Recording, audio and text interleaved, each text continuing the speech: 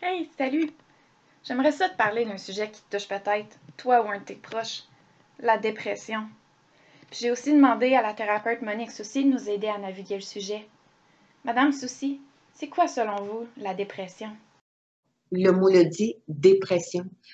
Il y a une baisse d'énergie, il y a un vide intérieur, il y a une vitalité qui a été drainée par des situations X qui sont à connaître, qui sont à régler. Donc, en résumé, une personne qui est atteinte de dépression, elle va ressentir les émotions négatives pas mal plus intensément et plus longtemps que la plupart des gens.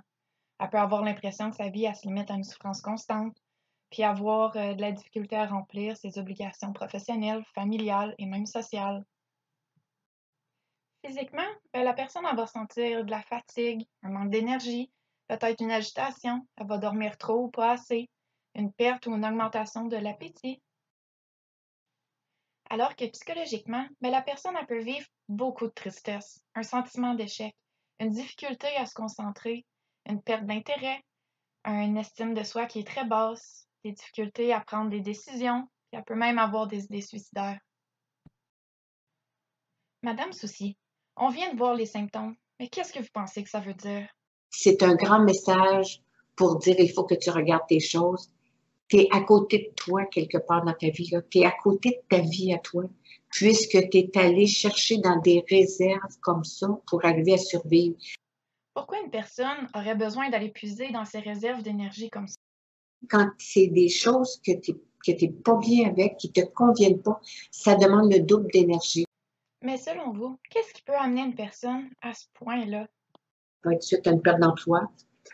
Ou, mais c'est pas en soi une perte d'emploi, même pas la dépression, mais à partir du moment où la personne voyait toute sa valeur dans cet emploi-là, donc dans cette image-là, dans ce paraître-là, dans cette structure-là qui venait toute la chercher, là, elle est prise face à elle-même. Vous voyez le problème. Le problème, c'est la valeur qu'elle donne à ça.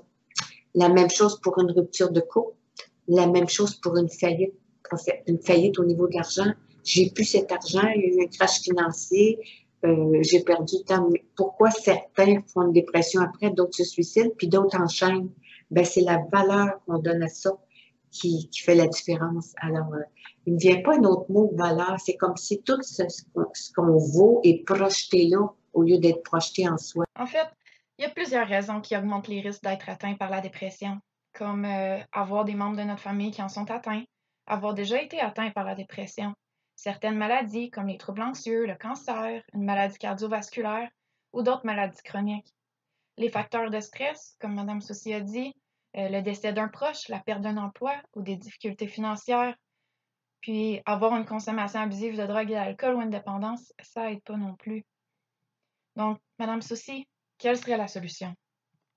Alors, la solution, c'est beaucoup de ne pas se juger là-dedans et de parler, de se dire.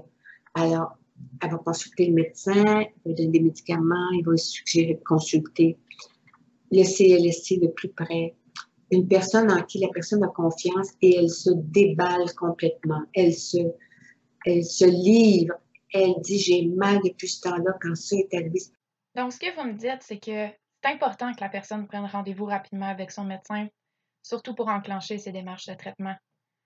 Et on sait que c'est pas toujours facile émotionnellement parce que la vie est pleine d'embûches, elle est pleine de malchance souvent, de chance aussi, mais les malchances arrivent. Il faut que la personne soit prête à naviguer là-dedans, mettre ses limites, donner une place, mettre des limites ailleurs. Qu'est-ce que vous auriez à dire à une personne qui pense être atteinte ou qui est atteinte par la dépression? C'est un signe, c'est un cadeau, c'est un miroir qui dit non, non, regarde, ça va pas là, il faut que tu regardes. Tu es juste comme à côté de toi. On va juste trouver qui tu es, qu'est-ce qui se passe pour revenir à cet endroit-là. Alors, c'est pas la fin de quelque chose, mais c'est un message important à écouter. Donc, on met de côté l'orgueil et on parle et on s'exprime et on déboulonne, on laisse sortir ce qui vient, on laisse sortir ce qui vient et l'énergie va revenir, on va comme reprogrammer sa vie si on veut. N'hésite surtout pas à consulter quand tu ressens de la détresse, quand les symptômes t'empêchent de fonctionner normalement ou que tu as de la difficulté à assumer tes responsabilités professionnelles, sociales ou familiales. C'est pas toujours possible de prévenir la dépression, mais si tu commences à te sentir un peu comme ça,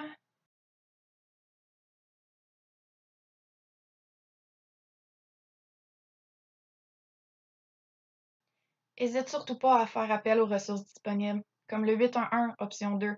Tel jeune, si tu as 20 ans ou moins, la ligne d'aide et de prévention au suicide, en ligne à monrelief.ca. Et si tu es un proche, ben, tu peux aller à avantdecraquer.com. Alors, oublie pas de prendre le temps de t'écouter, de te ressourcer, puis de faire des choses qui te font du bien. À la prochaine!